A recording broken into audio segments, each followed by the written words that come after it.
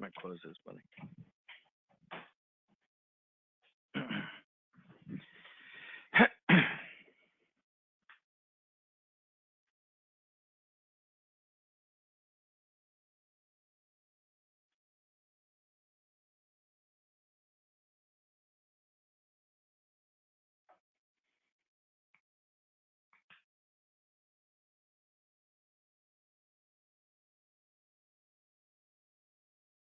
The broadcast is now starting. All attendees are in listen-only mode.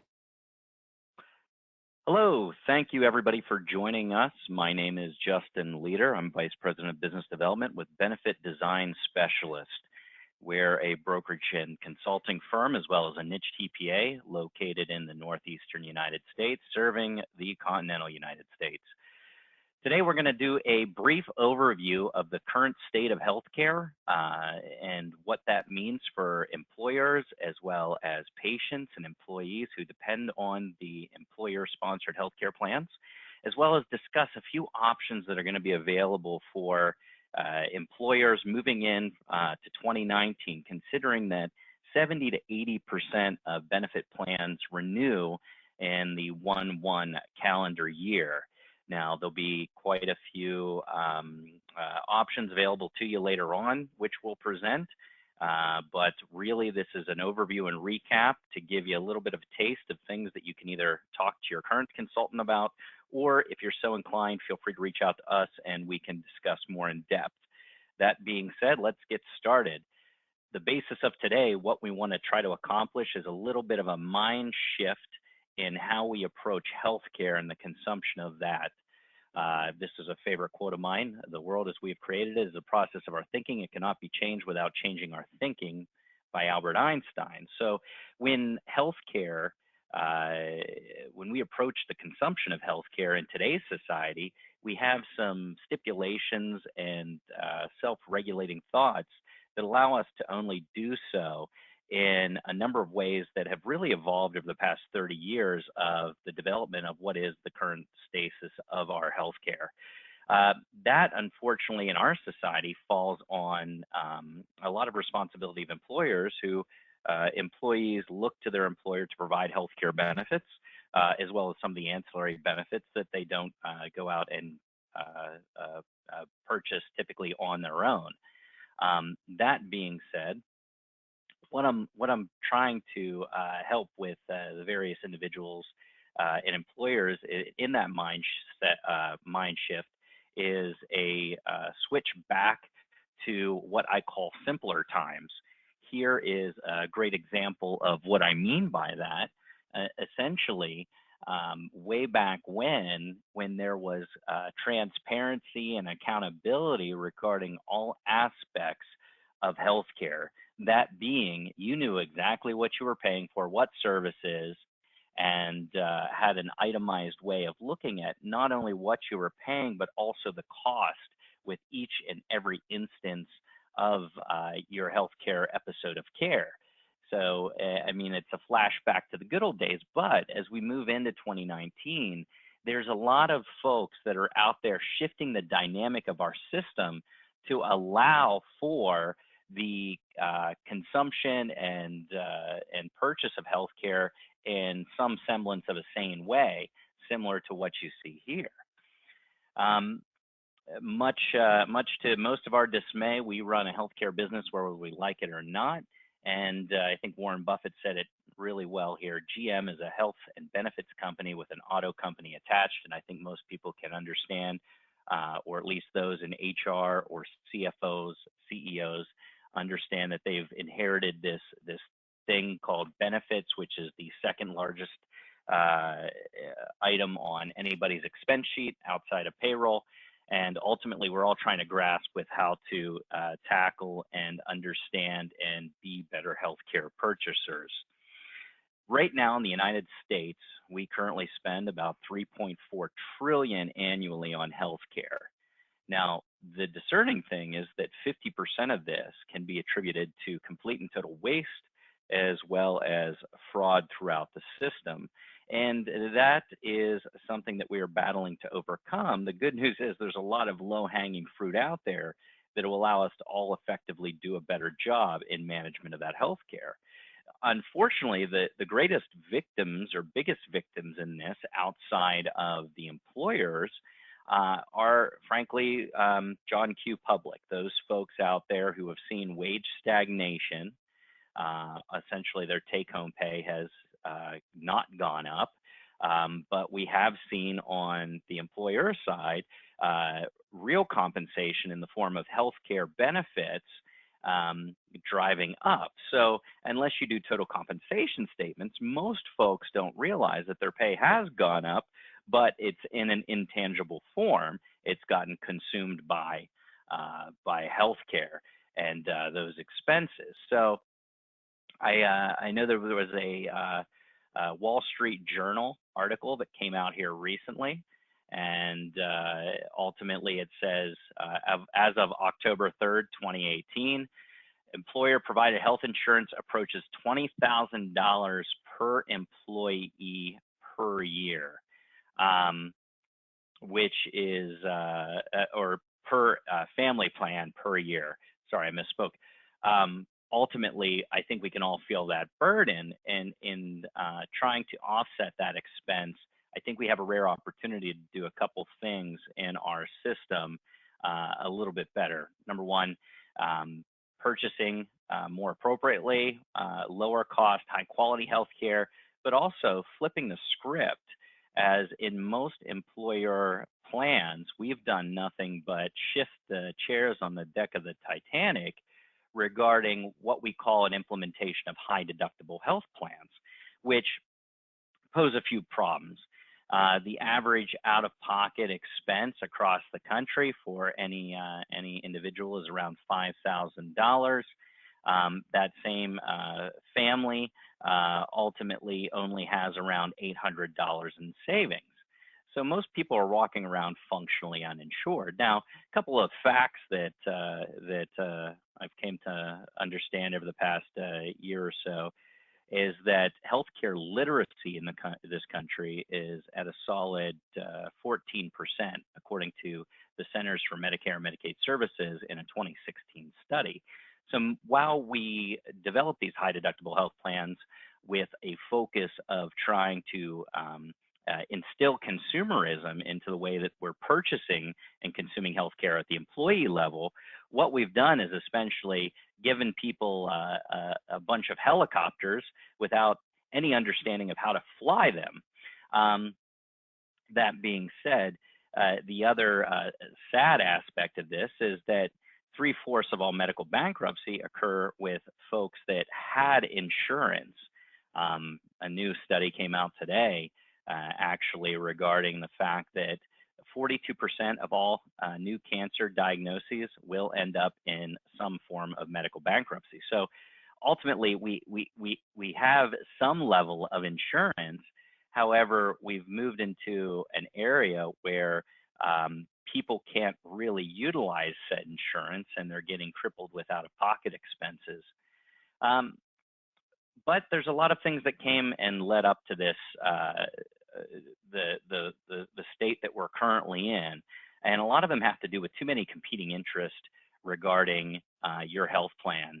Number one, interest your broker, folks like formerly or myself and some other folks across the country who really have hit a point with an ethical dilemma where, you know, our job is to improve your plans, considering that under the eyes of ERISA, you have a fiduciary responsibility to guard and protect those plans. For us, it doesn't make sense that our compensation, in many cases, from a commission perspective, is tied to premium. So where's the incentive? As that premium goes up, so does our compensation.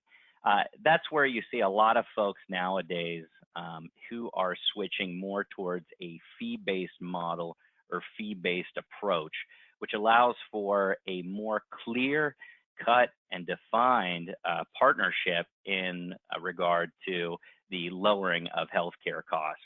I highly suggest checking out the Health Rosetta Institute. Depending on where you're at across the country, there are a tremendous amount of forward-leaning consultants out there that do a great job in regards to analyzing plans and coming up with best-in-class approaches to saving you and your employees a tremendous amount of money while increasing not only healthcare literacy, but also more appropriate consumerism. Great book out there to pick up too, The CEO's Guide to Restoring the American Dream. If you've not read this, let me know, drop me a note in my inbox, and I will shoot you a copy. That being said, that's one of the competing interests. The other, your PPO network. We have a couple issues in regards to your standard PPO network, which is supposed to provide you with a discounted access to quality providers. However, we see time and time again that there is, while a discount in the care that you're accessing, whether it be procedures or services, it's a discount off of an unknown initial starting number. So this has only led to inflation throughout the healthcare economy. Unfortunately, we have a tremendous amount of pricing discrepancies across the board, which has not done a whole lick of justice to your plans, nor has it saved you money in the long run when, regardless of whether you're running at a positive or you're having a bad year, typically increases occur each year. So we're not really focused on lowering of cost here. As we can see, Centers for Medicare and Medicaid have established what is a fair price regarding any procedure or service across the board, across the country, which is substantially below what you're typically getting through your PPO network. Insurance carriers. Unfortunately, while I believe that there's a place for insurance, unfortunately, throughout the past few decades leading into the passage of the Affordable Care Act, the only way for them to increase revenue, meaning insurance carriers, mind you, there's only a few out there, Blues, United, Cigna, Aetna, Humana, the BUCAs, if you will, the only way for them to increase revenue is to raise premiums. This is federal law in regards to the 2080 rule, which is established, meaning that 80% of all premium has to go towards claims, 20% goes towards everything else in an insurance plan. And for anybody that feels that they're not making any money out there, well, stock prices will tell a pretty straightforward story, including most recently an analysis by Brian Klepper, which states that over 37 quarters, they've done nothing but increase revenue and profitability. So in the end, when it comes to being a client of these folks, I'd have to say that they're more in line with treating hospitals and providers as their clients and not so much the employers and employees out there that purchase and utilize their plans. Lastly, the probably worst that we see out there is in regard to your pharmacy benefit manager. Mind you, a PBM's sole responsibility is to adjudicate pharmaceutical claims. However, they have seen a tremendous increase in profitability as well. In this instance, CVS Health's CVS Caremark, their largest increase in revenue came from growth stemmed with higher pharmacy claim volume, higher brand drug prices, and increased specialty drug volume. More specifically, we see things like increases in rebates, spread pricing, and repackaging fees, also leading into that increase in growth and profitability for those folks. Ultimately, we talk about a couple things in our industry, and there are some solutions out there for that, but one of the biggest being spread pricing, which is a function of WAC, wholesale acquisition cost, versus AWP, average wholesale price. And ultimately, the folks that are filling the prescriptions down at the pharmacy level have what they see as their wholesale acquisition cost, but the PBMs are reimbursing and charging, reimbursing the pharmacist at their average wholesale acquisition cost, whereas the PBM is charging the employer via the insurance what's known as average wholesale price, which they can manipulate and pretty much they end up keeping the spread of what they're charging the employer versus what the pharmacist is getting reimbursed. So ultimately, you get instances where spread pricing leads to $3,342 going into the pocket of the PBM, whereas your plan's getting hit with $7,201, and the pharmacist in this instance is getting reimbursed $3,859. Ultimately, spread pricing is a pretty substantial issue that continues to pose a problem with employers as well as at the employee level. Here in the state of Pennsylvania, we have some exciting legislation coming through with Judy Ward, who's leading the charge regarding removal of gag orders at the pharmacist level.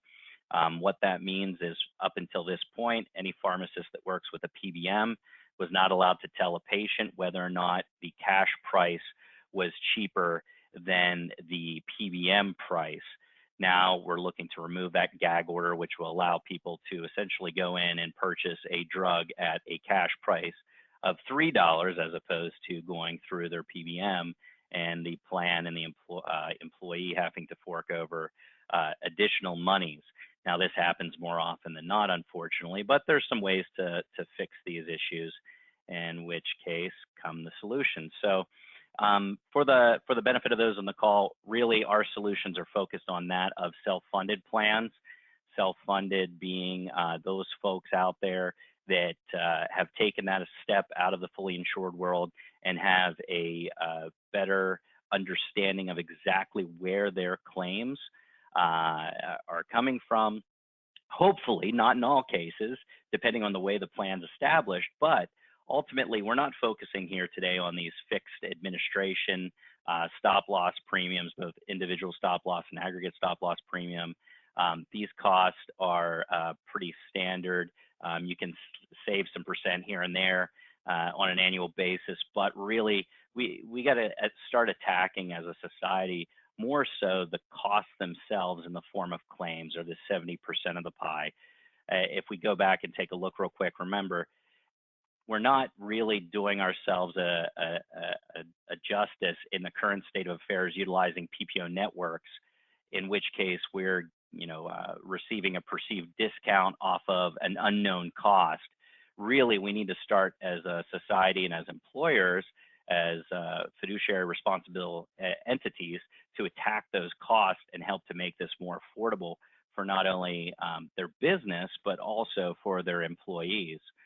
That being said, when it comes to responsibility and oversight and effectively managing those self-funded costs under the eyes of ERISA, you have the ability to engage and manage those claims in a manner that makes sense for your plan, understanding that in most instances, your carrier, your PBM, these other folks that are involved in the delivery of your healthcare plan waive their fiduciary responsibility, which that falls back on you as the employer. So as an employer, you have some fiduciary or fundamental fiduciary duties where you must be prudent in how you spend those dollars, and understanding that these are commingled dollars that are representative of the employees with premium contributions and out-of-pocket cost. So really the ultimate goal of the plan should be within the U.S. healthcare system, considering employers are looked upon to be the responsible entity in providing these benefits to attract, retain employees, but most of the working population, this is where they go to get their health care and access some sort of plan. So there's a responsibility in providing not only healthcare literacy, but an affordable health plan that allows folks to make a conscious decision in actively engaging in their health care, assuming that you are doing your due diligence and ensuring that you are spending those dollars appropriately. So like I said earlier in the conversation, this is a brief kind of overview of the benefits landscape, some of the folks out there that might be working against you. And if anything, I hope to empower you a little bit to ask some specific questions, as well as start to really look into, as 80% of these health plans renew for 1/1, some various options and solutions out there to allow for improvement of that plan and protection of you and your employees. So real quick, I'm going to offer a version 1.0 of kind of where you should be looking for 2019, and then a version 2.0.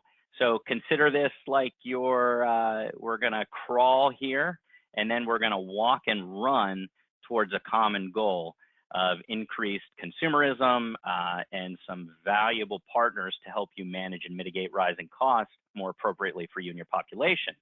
So as of right now, I go back and mention my Health Rosetta folks across the country. Like I had said, if you aren't familiar with the Health Rosetta, you should check them out. There's a great team of folks nationwide that are banding together from a consulting perspective to offer solutions for fixing healthcare. But any Health Rosetta folks will tell you right now, from a cutting edge perspective, these first version 1.0 benefit solutions that I'm going to be telling you, they're kind of old news. If you're not doing them, you should really be investigating doing them, because whether you're a 300 life self-funded group or a 300,000 life self-funded group, these are the ways to really attack that 70% of your expenses, which are claims, and offer an avenue for cost control. I'm a big fan of Kohl's, so you might recognize the items at the bottom of the page. These are simple, low-hanging fruit ways to take an extra 15% to 30% off of your plan while improving consumerism and actively engaging in delivering high-quality benefits at a lower cost. So step one in what I call a transparent health type model are full transparency in reporting. The only way to actively engage and do this is by engaging with an independent third-party administrator regarding your health plan. There's a tremendous amount of vendors out there. I'm going to list a few here in each of these specific categories. However, from an independent TPA perspective, depending on your size segment and what you're looking to accomplish, there's benefits and drawbacks to a couple of the folks out there. Mind you, in most of these instances with an independent TPA, you're moving away from that completely carrier-controlled administration. So I mentioned earlier, there's only a few carriers left out there due to consolidation and monopolization. You got your Blues, United, Cigna, Aetna, Humana. In those instances, most of them have their own stop loss. Most of them do their own administration. The problem is you have 90% of claims hitting a system auto-paying, so auto-adjudication, which is problem number one. Problem number two, how much of analysis regarding transparency is going into what you're actually paying? Mind you, earlier I said, it's great to have a PPO, it's great to have a discount, but if you don't know what the discount is off of, what kind of deal are you really getting? I could tell you I'm going to sell you a truck at 20% off, but if the starting price is $2 million, you're not really getting a good deal at the end of the day. An independent third-party administrator, while they're not fully looking at every single claim that goes through, their thresholds are a little lower, which allows more transparency regarding those claims that come through, as well as more efficient reporting to you regarding your data. For more information, you can feel free to reach out to me, and I'll give you an idea of who I call my top 3 independent TPAs out there that are doing a phenomenal job today, driving great results for employers. In regards to your pharmacy benefit manager, we talked about spread pricing earlier. We talked about rebates. Rebates ultimately are dollars due back to you from the manufacturer. In some instances, there's large amounts of money that never make it back to you. The PBM ends up keeping a portion of that. What I would look for, and you're going to hear this term a lot, I threw it out earlier, fiduciary. Out there in the PBM world, there are fiduciary PBMs that are transparent, that eliminate spread pricing, that eliminate repackaging fees, and also have 100% pass-through of rebates, which are due back to you as the employer and the payer of these plans. PBM carve-out, extremely easy to do. Most of the large insurers will say, no, you can't carve out the PBM. Why? Because they make a tremendous amount of money being passed forth between the health insurer and the PBM. There are some huge PBMs out there that promise you big rebates, or they're kind of taking you to the cleaners regarding specialty drugs and some of the other biologics that are out there.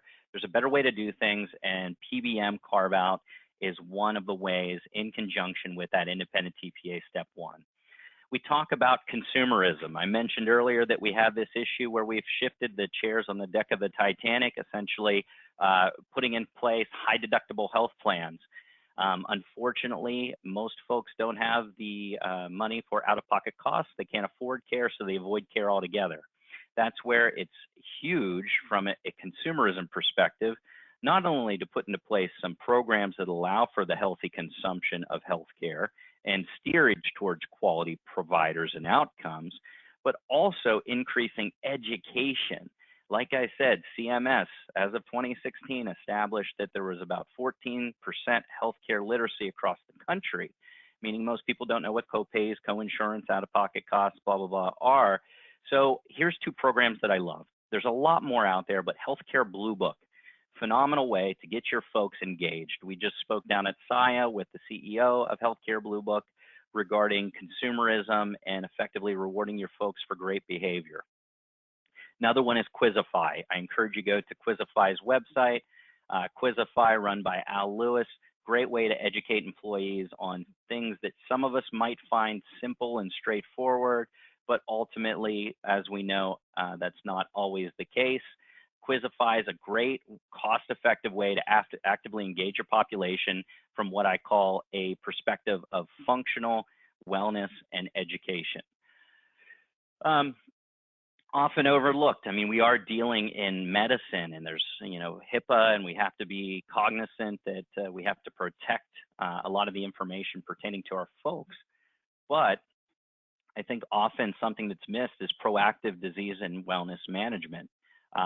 We have folks that are going through probably the most stressful time of their life as they receive some significant diagnosis, whether it be end-stage renal disease or cancer. As I mentioned earlier, that new study came out this week. 42% of all new cancer diagnosis will end in medical bankruptcy. It's a shame that we live in a society where that occurs right now, but what we can do is help to counteract that or countermeasure that with what I call nurse management and oversight.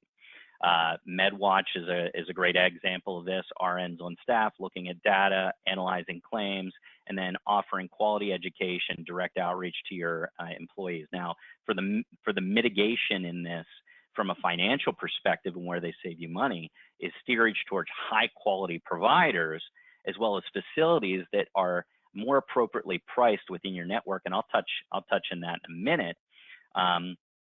In regards to how that is a cost-saving measure, but MedWatch is a great proactive disease and wellness management company. Now, in conjunction with proactive disease and high claimant management comes high claimant billing and clinical review. So a couple things in regards to this high claimant billing. Obviously, you have a lot of folks on your plan. Your high claimant report with detailed case notes will draw out where they're at in their treatment algorithm. From this perspective, MedWatch in this instance would have an opportunity to work in conjunction with a data analytics firm like Innovu to draw out high claimants, and then also look at some perhaps rational approaches to what I call functional wellness. What is functional wellness? Well, we have a lot of folks going to the ER on our plan. Why are they going to the ER? It's a subset of the population. We find out that these are mostly diabetics. Diabetics aren't taking their insulin. We need to bump up education regarding that. Better yet, let's go look at that PBM where we can manipulate the formulary. And or since we are the fiduciary on the plan, we can amend the plan document and put into place something like, free insulin for these folks, which gets them out of the ER, gets them healthier, more compliant, they're more productive at work. That's more of a functional wellness approach. The other thing that I'll state is if you're a larger employer, we're talking a few thousand lives or above, it really makes sense to work with an auditing firm. I don't care if you're in an independent TPA model or carrier-owned, especially if you're in a carrier-owned TPA, carrier-owned network model. You need to have somebody scrubbing those claims either on an annual or every 2 years. TFG Partners is a great secret out there in the community.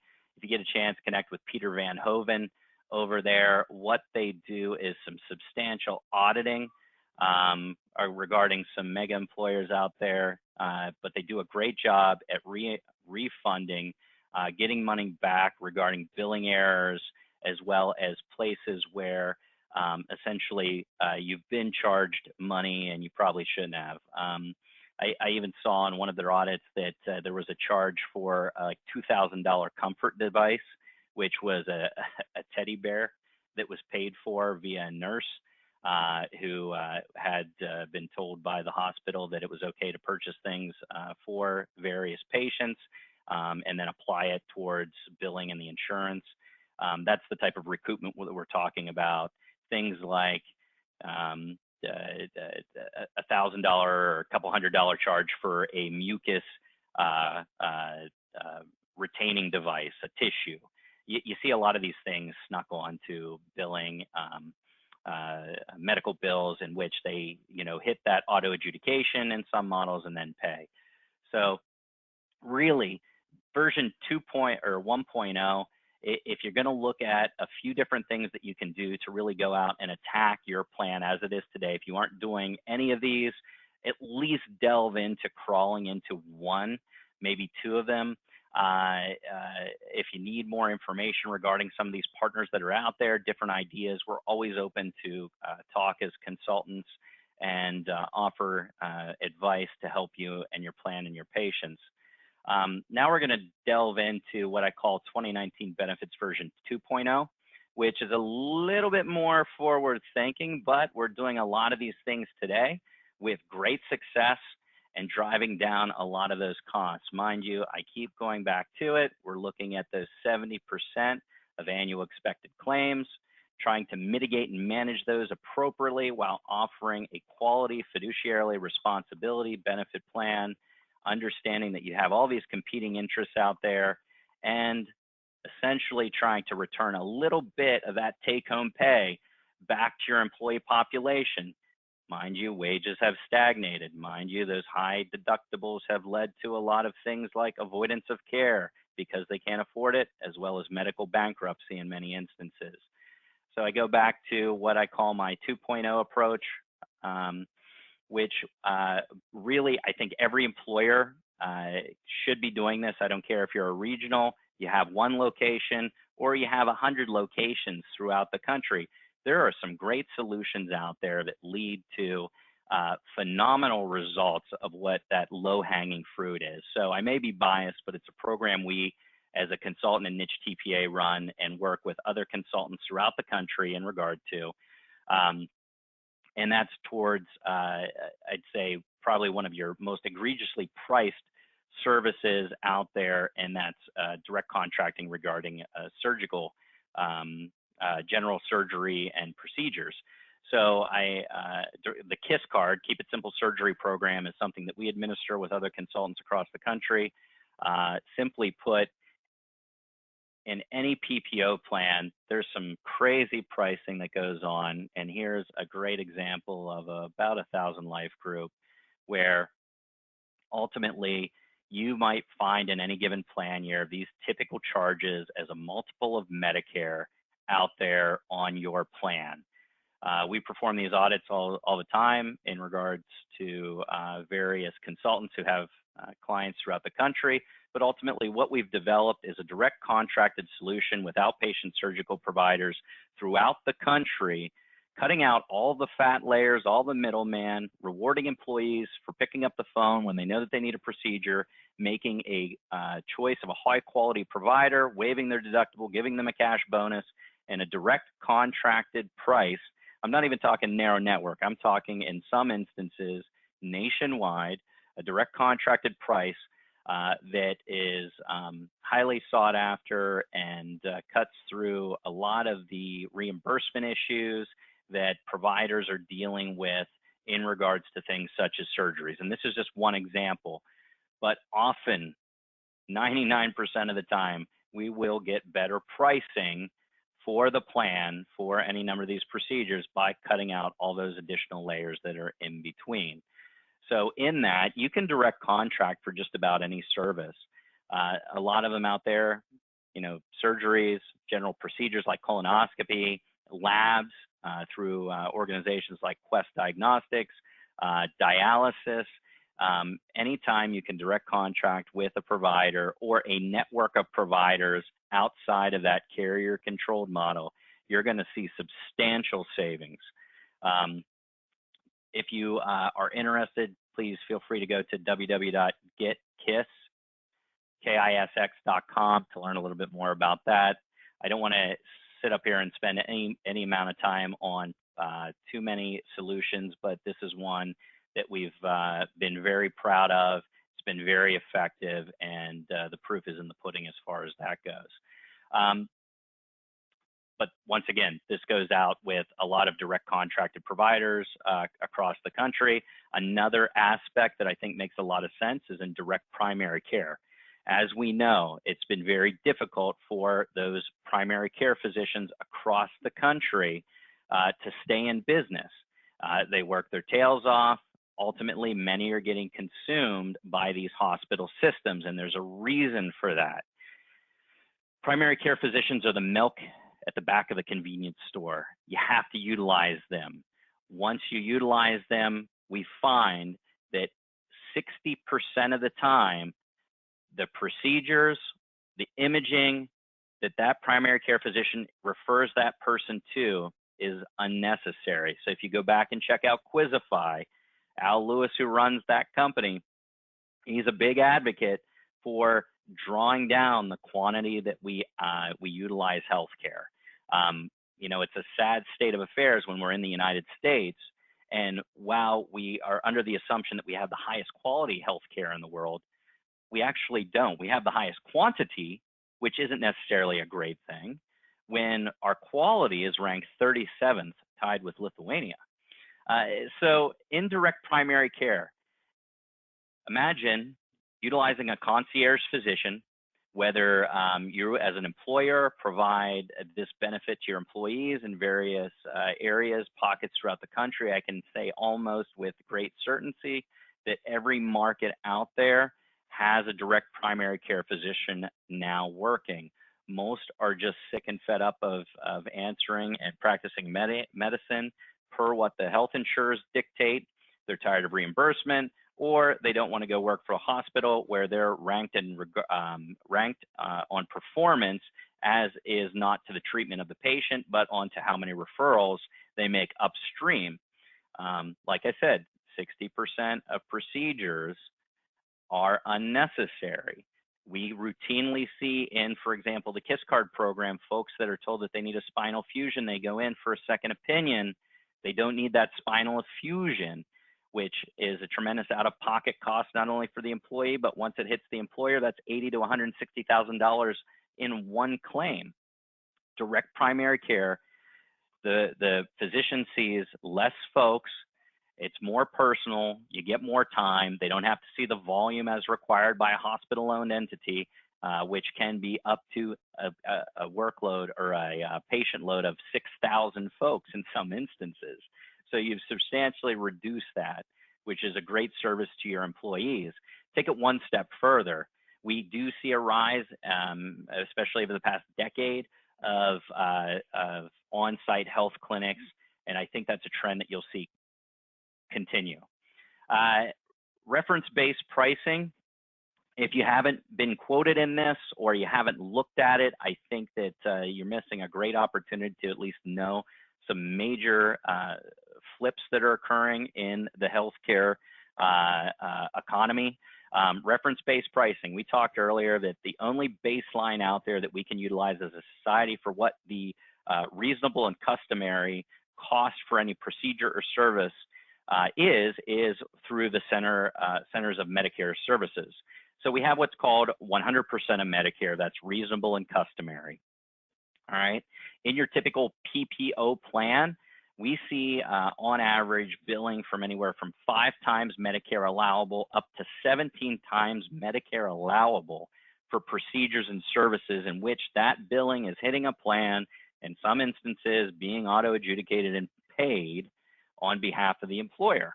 Now, that being said, even if the discount is applied to that, in many instances, you're being charged a couple 100% of Medicare, which really isn't a great deal. Medicare, 120%, 100 to 120% is typically the range in any given region of what is being paid for from a Medicare perspective. That includes some profit. So if you take a look at your business, and you're making profit, the fact that you're making 200, 300, 400, 500% in some instances above that is a little bit ludicrous. But, you know, in our society, we like to attack all these other reasons as to why, you know, we have rising healthcare costs like tort reform and all that. Ultimately, it comes down to how much are we willing to pay? So in reference-based pricing, I listed ClaimDoc. I listed a few others, which I can get into if you really want to know. There's some great providers out there who've been doing this for a while, but ultimately it's attacking the beast at its head.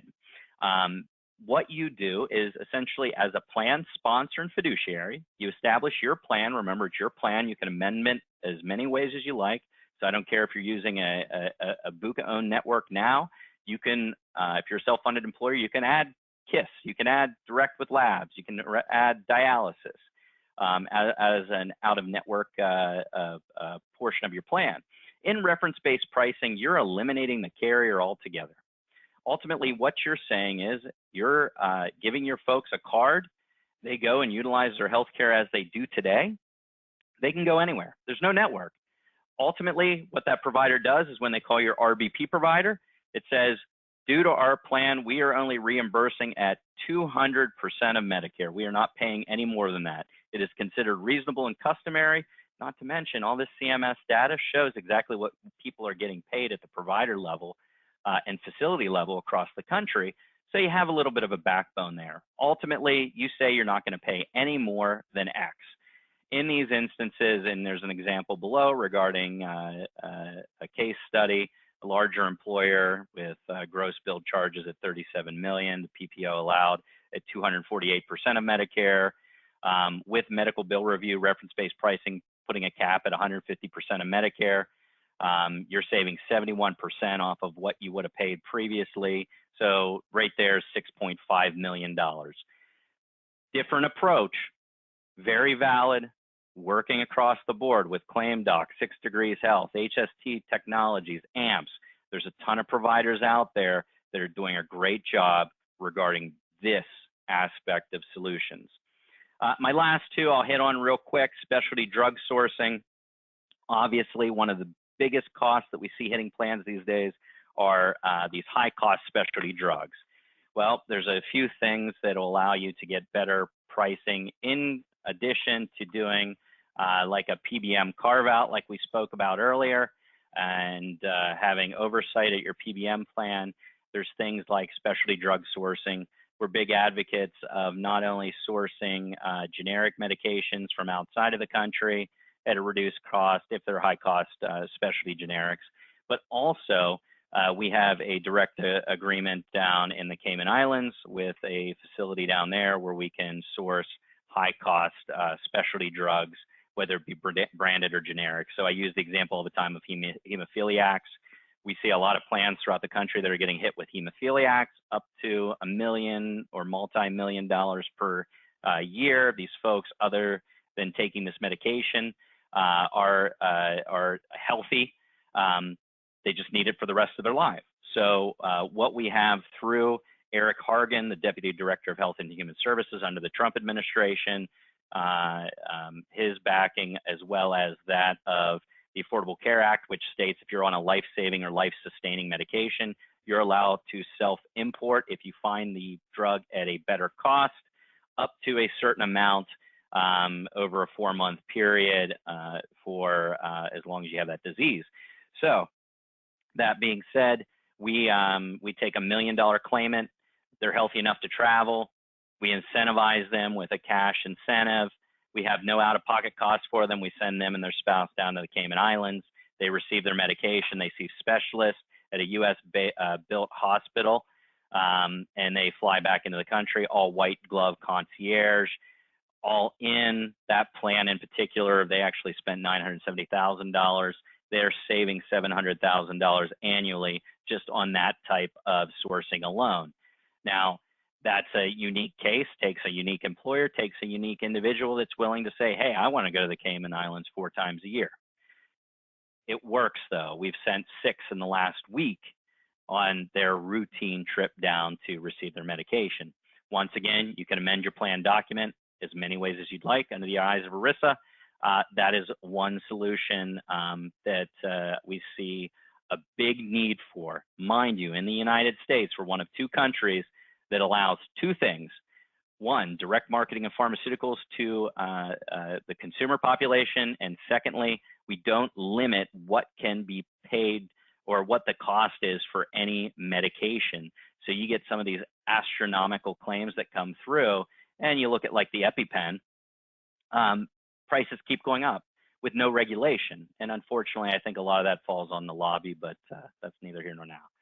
Lastly, tech-based solutions. We see tech-based solutions really taking off across the country. Everything has a piece of tech tied to it. One that I really like that I think many employers can get on board with, 98.6, I think they charge $1 PEPM. It gives all of your employees access to a one-stop shop on their phone where they can text in real time with a doctor, get prescriptions. It's like Teladoc 2.0 in a lot of ways, but 98.6 is a really great solution that I'm a fan of. Helps from an engagement perspective, helps for especially your younger population and even your older now too. I saw a stat today, smartphone users touch their phones 2,617 times a day.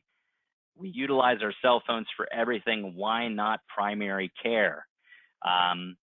Another study I saw here recently is that millennials really don't have a PCP relationship. More are apt to utilizing these tech-based solutions to consume healthcare.